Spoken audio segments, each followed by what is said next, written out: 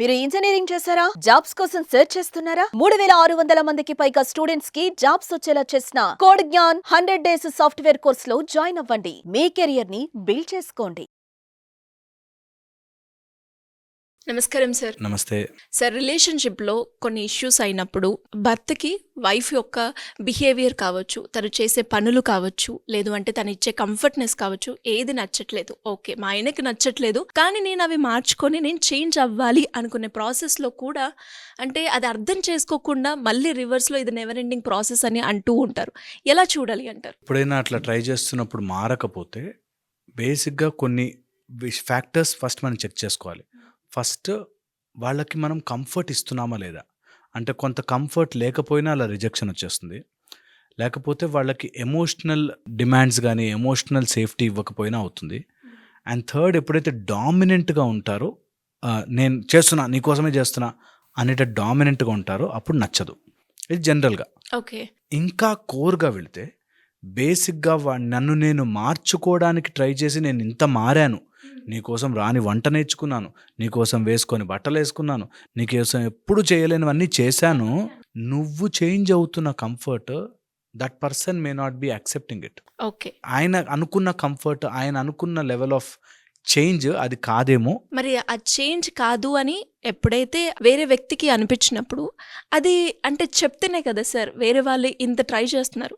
నిజంగా నేను నీకు నచ్చాలనే మీకు నాకు నచ్చకున్నా కావచ్చు మీకు కంఫర్ట్ ఇవ్వడము, లేదు అంటే మీరు చెప్పేదానికి కొన్ని సందర్భాల్లో ఇది కరెక్ట్ కాదు అని అనిపించినా కూడా నాన్ జడ్జ్మెంటల్గా వినడమే మనం చేస్తూ ఉన్నాం.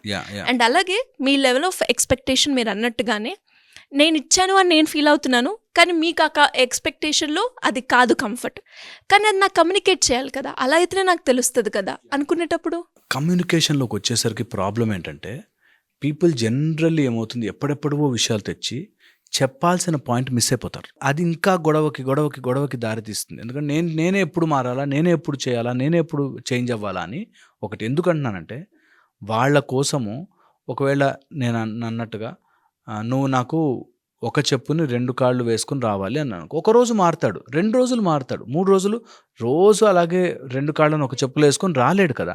అలాగ వాళ్ళు కూడా ఆపోజిట్ వాళ్ళు చాలా మారి ఒక విసుగు వచ్చేసి ఒక విసుగులో చేస్తుంటారు. ఎంత చేసినా ఆయనకు నచ్చదు అని ఒకటి. రెండోది, కమ్యూనికేట్ చేసేటప్పుడు they just can't tell that ఇది చేస్తే బాగుంటుందని. ఎందుకంటే వాళ్ళకి అది కాదు పాయింట్, వెనకాల ఎక్కడో కోర్ బిలీఫ్లో వీళ్ళు మారరు. ఈమె ఏం చేసినా యాక్టింగ్ చేస్తుంది, వీళ్ళు ఎలా చేసినా సరే ఈమె నన్ను మోసం చేయడానికే చేస్తుంది, నేను నమ్మను, ఇవన్నీ నేను చెప్తే చేసేఅయితే ఎందుకు, ఆ మాత్రం అర్థం చేసుకోలేరా, ఈ టైప్లో వీళ్ళు ఎలా ఉంటారంటే లోపల నుంచి దే హ్యావ్ లాస్ట్ దట్ వీళ్ళు నా కోసం ఏం చేయట్లే, అంత యాక్టింగ్. అంటే ఆ పర్సెప్షన్ ఎలా మార్చాలంటారు? ఈ పర్సెప్షన్ మార్చాలి అంటే వాళ్ళ కోర్ మారాలి. వాళ్ళ లోపల ఉండే ఆ బిలీఫ్ దట్ వీళ్ళు నాటకాలు చేస్తున్నారు, వీళ్ళు అబద్ధం ఆడుతున్నారు, ఆర్ ఈమె ఎప్పటికీ నా కోసం కాదు, ఆర్ వాళ్ళు ఆల్రెడీ ఆ కోర్లో వేరే వాడితో కమిట్ అయిపోయి లేకపోతే మోసం చెయ్యాలని ఫిక్స్ అయిన వాళ్ళని నువ్వు ఎంత కమ్యూనికేట్ చేద్దాం అనుకున్నా అవ్వదు. సో మోసం చేసే బ్యాచ్ ఒకటి పక్కన పెడితే, ఈ లోపల నుంచి ఎంతో కండిషనింగ్ ఉండి ఒక బిలీఫ్ సిస్టమ్ కండిషనింగ్గా మారి ఇంకా వాళ్ళు ఏం చేసినా తప్పుగా కనిపిస్తుంటుంది. అంటే ఇక్కడ అవతల వ్యక్తి అమ్మాయి మారాలి, చేంజ్ అవ్వాలి, చేంజ్ అవ్వడానికి రకరకాల ప్రయత్నాలు చేసినప్పటికీ అంటే మీకున్న బిలీఫ్ సిస్టమ్ ప్రకారంగా వాళ్ళని ఎక్స్పెక్ట్ చేస్తుంటాం. అండ్ అది చెప్పడానికి కూడా రాదు మనకి. ఎందుకు అంటే వాళ్ళకి తెలియదు. నువ్వు ఇలాంటి బట్టలు వేసుకోకు, ట్రెడిషనల్ వేర్ వేసుకో అన్నాడు అనుకో, వాళ్ళు ఎందుకు అసలు ట్రెడిషనల్కి దీనికి ఏంటి సంబంధం అని అంటే కూడా వాళ్ళకి తెలియదు. మా వాళ్ళు చెప్పారు నేను ట్రెడిషనల్ వేర్ వేసుకోవాలి. They don't have a clarity, కాబట్టి దే కెనాట్ కమ్యూనికేట్ క్లియర్లీ. వాళ్ళకి ఫండమెంటల్గా ఆ క్లారిటీ ఉండదు. ఆ క్లారిటీ లేక ఎప్పటి నుంచో తరతరాలుగా వస్తున్న ఆ కండిషనింగ్ వల్ల నేను ఇలాగే ఉండాలి, అదే కరెక్ట్ అంతే. ఒక భార్య అంటే ఇట్లా పరిగెట్టాలి, చెయ్యాలి, కాలు పట్టాలి, లేకపోతే ఇంకోటి చేయాలని వాడు ఫిక్స్ అయ్యాడు అనుకో, ఎంత చేస్తున్నా ఇంకా భర్త ఇంకా రెస్పెక్ట్ ఇవ్వాలి, ఇంకా ఏదో ఇవ్వాలి, ఇంకా ఏదో చెయ్యాలి అనే దాంట్లోనే ఉంటారు. బికాస్ దేర్ ఫండమెంటల్ కండిషనింగే భార్య అలా ఉండాలి, భర్త ఇలా ఉండాలి అనేది ఒకటి మైండ్లో ఉండిపోతుంది. చాలా కష్టం టు చేంజ్ దట్. అందుకోసమే మా దగ్గరకు వస్తే మేము చేసేది ఆ కోర్ని వర్కౌట్ చేస్తాం. అప్పటికి నమ్మరు, ఒప్పుకోరు. మీకు తెలీదు, మీరు జనరేషన్ పాడు చేస్తున్నారు వారు ఇంకోటితో పాడు చేస్తున్నారు అంటారు, కానీ వాళ్ళు మీ రిలేషన్ పాడైపోతుందిరా, అనవసరంగా ఒక మనిషిని టార్చర్ పెడుతున్నారు అని చెప్పినా వినరు. సో ఆ కోర్ మారాలి అంటే ఆ కోర్కి యాడ్ అవుతున్న ఫీడింగ్ మారాలి. ఎందుకంటే లోపల ఎప్పుడైనా మన క్యారెక్టర్ మారాలి అంటే వాట్ ఫీడ్స్ అస్ మారాలి. ఆ ఫీడింగ్లో మన సెన్సరీ ఇన్పుట్ అంటే చూసేవి, మాట్లాడేవి, వాళ్ళకేవో ఫ్రెండ్స్, అలాంటి ఫ్రెండ్సే ఎప్పుడు భార్యలను తిట్టే ఫ్రెండ్స్తో గ్రూప్ చేరతారు. ఎప్పుడు ఇలా అట్లా టార్చర్, అట్లా కాళ్ళ కింద తొక్కుండాలనే బ్యాచ్తో ఉంటారు. సో ఆ ఇన్పుట్స్ నుంచి తగ్గించాలి. ఫస్ట్ ఆ బిలీఫ్ సిస్టమ్. ఆ బిలీఫ్ సిస్టమ్ని రెయిన్ఫోర్స్ చేసే వాళ్ళ నుంచి దూరం పెట్టాలి. సెకండ్ వచ్చేసి దాని యొక్క విలువ తెలియాలి. లేకపోతే ఎప్పుడైనా ఒక వస్తువు విలువ అది లేకపోతే తెలుస్తుంది. అవును. సో ఆ లేకపోతే ఎలా ఉంటుంది నీ లైఫ్ అన్నది తెలియాలి. ఓకే. థర్డ్, వాళ్ళు చేస్తున్నదంతా ఇంత చేస్తున్నప్పుడు ఆ ట్రూ లవ్ని గుర్తించలేకపోతే నీకోసం అన్నీ మార్చి అన్నీ చేసి నీకోసం నన్ను నేను మార్చుకోవడానికి రెడీ అవుతున్నాను అన్న విషయం అర్థం కాకపోతే, ఎవడో పుస్తకంలో చెప్పింది, ఎవడో వేస్ట్ గాడు చెప్పింది నేను నమ్ముతున్నాను, నా భార్యను నమ్మలేకపోతున్నాను అనేది వచ్చిన రోజున యు ఆర్ ఆల్మోస్ట్ డెడ్ కింద లెక్క. ఇది మారాలి అంటే వాళ్ళకి ఫండమెంటల్ ఆ ప్రేమని చూడడం రావాలి. అట్లీస్ట్ ఇందులో కాకపోతే ఇండైరెక్ట్గా సమ్వేర్ ఒక లవ్ ఇంత బాగుంటుందా, ఒక లవ్. నేను చూశాను, ఒక ఆయన చాలా కర్కోటకంగా ఉండేవాడు, అంటే భార్య అంటే ఇట్లా కాళ్ళ కింద ఒత్తుండను. ఓ సినిమా చూసి మారాడండి. సినిమా చూసి ఆ సినిమాలో అవునా ఇంత ప్రేమించచ్చా అని మారాడు. సో అలాగ ఒక ట్రిగర్, ఒక పాయింట్ ఒకటి వచ్చి దాంతో స్ట్రైక్ అయి చేంజ్ అవుతుంది. సో ఇన్ గుడ్ కంపెనీలో ఉంటే ఆ లోపల కోర్ మారితేనే కమ్యూనికేట్ చేయగలుగుతారు. అది ఎలా మార్చొచ్చు అంటారు sir core value? Just by practice, repeated conditioning. అందుకే సత్సంగములు అంటారు. మంచి వాళ్ళతో కంపెనీలో ఉండి అండ్ మంచి సిచ్యువేషన్స్లో ఉండి వాళ్ళకంటూ ఒక ట్రూ నేచర్ని తయారు చేసుకునేది ఉంటే అండ్ వాళ్ళు లోపల అనుకోవాలి, ఎంతన్నా కష్టంగా ఉంది కదా ఈ రిలేషన్, ఇంకా చాలా ఆడ్ అయిపోయింది కదా, దీన్ని నేను మార్చుకోవడానికి ఏం చెయ్యాలి అని మా దగ్గరకు వస్తే యూ రియలైజ్ ఎంత లోపల కండిషనింగ్ ఉంటుంది తెలుసా. వాళ్ళు అసలు దే డోంట్ యాక్సెప్ట్, చాలా రాంగ్ కండిషనింగ్లో ఉంటారు. చాలా మైండ్ ఎంత బ్యాడ్గా, మా అమ్మ ఇలా చెప్పింది, మా నాన్న కూడా ఇలాగే ఉండేవాడు, మా మామ ఎట్లా చేశాడు, లేకపోతే మా బాస్ కూడా ఇలాగే ఉండేవాడు, ఇప్పుడు నీకు అలాంటి మొగుడు వచ్చుంటే తెలిసేదే, ఇట్లా ఏమేమో చెప్తారు. అంటే మనం చేంజ్ అయ్యాము అని తెలిసినాక కూడా, అంటే వాళ్ళకున్న పర్సెప్షన్ మన మీద చేంజ్ అవ్వకుండా ఫస్ట్ మీ పర్సెప్షన్ మార్చుకో అని చెప్తూ ఉంటారు.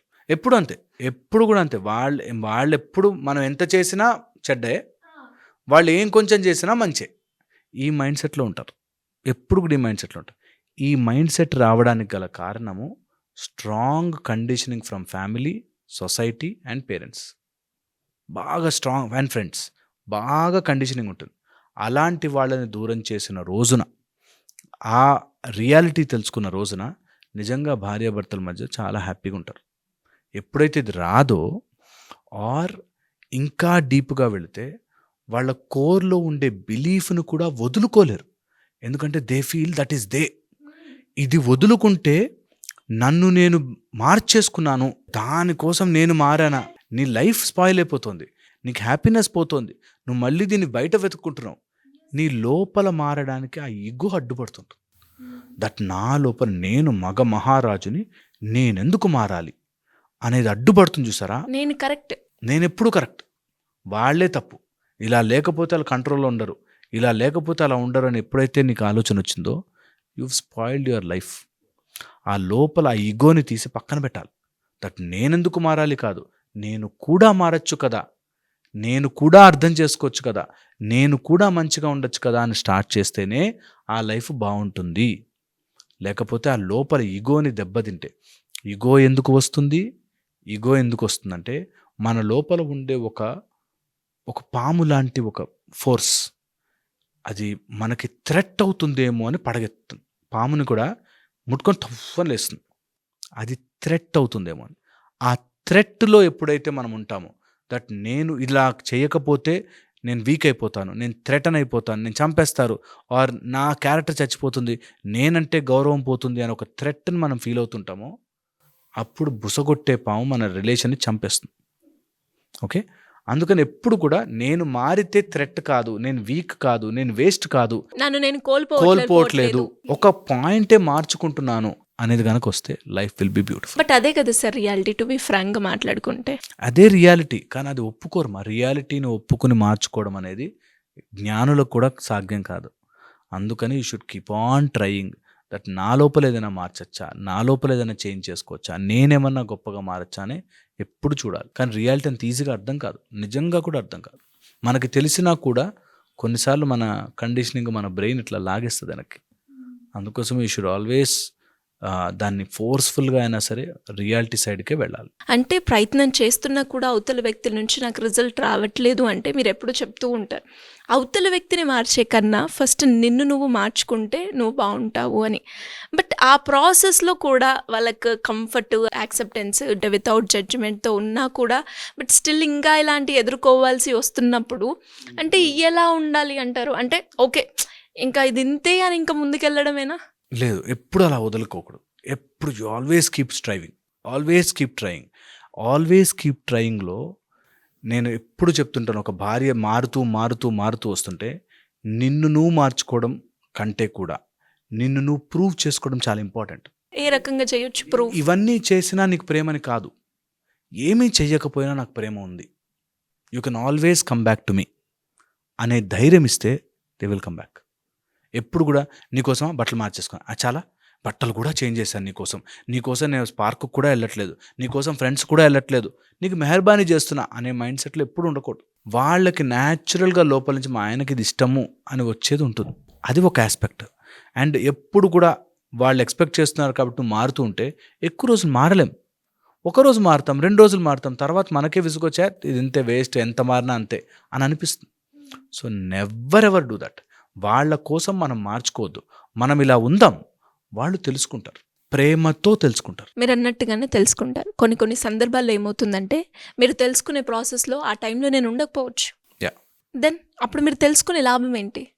ఉన్నప్పుడు మనిషి విలువ తెలియనప్పుడు. అంటే మనం ఎలా ఆలోచిస్తున్నాము, ఒకవేళ గనక అలా మరీ ఓవర్ అయిపోయి ఇంకా ఏమాత్రము చేంజ్ కావట్లేదు, ఏమాత్రం మారట్లేదు అనుకుంటే నీ సొంతం దాన్ని పోగొట్టుకుంటే నువ్వు ఉన్నా లేకపోయినా పోయినట్టే. సో తను రియలైజ్ అయ్యేంత వరకు నువ్వు మార్చుకుని ఉంటే యు ఆర్ ఆల్రెడీ గాన్. నువ్వు ఓన్లీ బట్టలు మనిషి మిగిలామంతే, ఆల్రెడీ యు ఆర్ డెడ్. అందుకోసమే అంటాను, వాళ్ళు తెలియకపోయినా సరే నువ్వు మెల్లగా ప్రశాంతంగా నీకు నచ్చినట్టుగా హామ్ చేయకుండా రిలేషన్ ముఖ్యమని బ్రతికితే చాలు. అంతేగాని వాళ్ళు మారాలి కాబట్టి నేను మారి యు ఆర్ ఆల్రెడీ గాన్. చాలా ఇంపార్టెంట్ ఇది ఎక్కదు, టైం పడుతుంది, బట్ దట్ ఈస్ ట్రూ. సిన్సియర్గా ఉండి ఎక్స్పెక్టేషన్లో కూడా సిన్సియారిటీ ఉండడం చాలా ఇంపార్టెంట్. అలా ఉంటేనే మారుతుంది. అండ్ వెరీ కాంప్లికేటెడ్ తెలుసా, కొంతమంది మారాలని అనుకోరు, కొంతమంది కావాలనే ఫాల్ట్స్లో ఉంటారు, కొంతమంది కావాలనే ఇలా ఇరికించాలని చూస్తుంటారు. అలాంటి వాళ్ళని నిజంగా కూడా చాలా కష్టపడి మారుస్తాం, చాలా కష్టపడాల్సి వస్తుంది. But that's how it is. అదే హ్యూమన్ మెంటాలిటీ, అదే హ్యూమన్ మైండ్. అంత సింపుల్గా ఈజీగా ఉంటే ఏ రిలేషన్ ప్రాబ్లమ్స్ ఉండవు. బట్ మారరు. ఎందుకు మారరు అంటే నేను చెప్పినట్టుగా బిలీఫ్ సిస్టము, ఈగో, కోర్ లోపల ఉండే వాళ్ళ కండిషనింగ్ అండ్ ఇవన్నీ చేసి నేనేదో మోసపోతున్నాను, ఒకే ప్యాటర్న్లో ట్రైనింగ్ అయిపోయి సేమ్ అదే ఇంప్లిమెంటేషన్ కావాలి అంటే అప్డేటెడ్ వర్షన్లో ఉన్నప్పటికీ కూడా సేమ్ అదే థాట్ ప్రాసెస్, సేమ్ అదే మారరు. వాళ్ళకి చాలా చాలా కష్టమవుతుంది. ఇంత అండ్ ఒకటే ఫోకస్డ్ థింకింగ్ ఉంటుంది వాళ్ళకి, ఒకటే ఫిక్స్డ్ థింకింగ్. ఇంకా ప్రపంచం ఇంత పెద్దగా పెరుగుతోందిరా, ఇంత మారిపోతున్నాం, ఇంతున్నాం, అయినా నువ్వు ఆ సంకుచితమైన ఆ ఒక్క ఆలోచనతో ఇరుక్కుపోయావే అని ఒక్కసారి గుర్తించరు, రియలైజ్ అవ్వరు. అని చాలా టైం పడుతుంది. అండ్ ఇలాంటి కష్టము ఏ అమ్మాయికి రాకూడదు తెలుసా. వాడి కోసం మొత్తం మారి ఇంట్లో వాళ్ళని వదిలొచ్చి అన్నీ చేసి ఎంత కష్టం ఉంటుంది తెలుసా. అలాంటి అమ్మాయి అలాంటి కష్టము నిజంగా ఏడుపు వస్తుంది.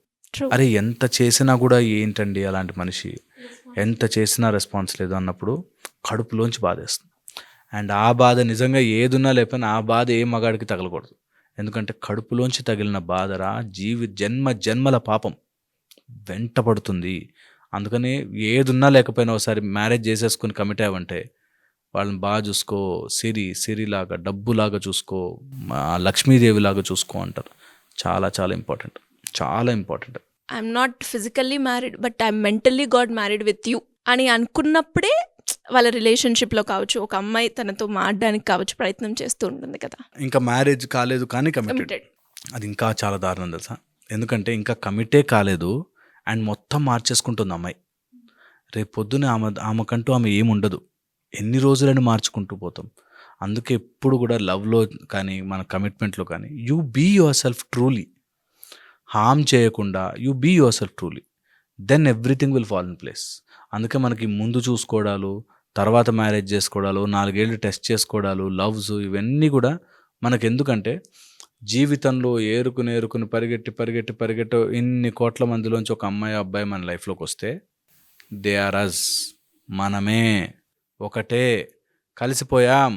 ఏదున్నా కానీ నాకు చెయ్యి వంకరున్నా చెయ్యి బాగాలేకపోయినా నేనే అనేది తెలుసుకోవాలి. ఇంకా లివ్ ఇన్ రిలేషన్షిప్స్ వాటిలో మాట్లాడలేము అసలు.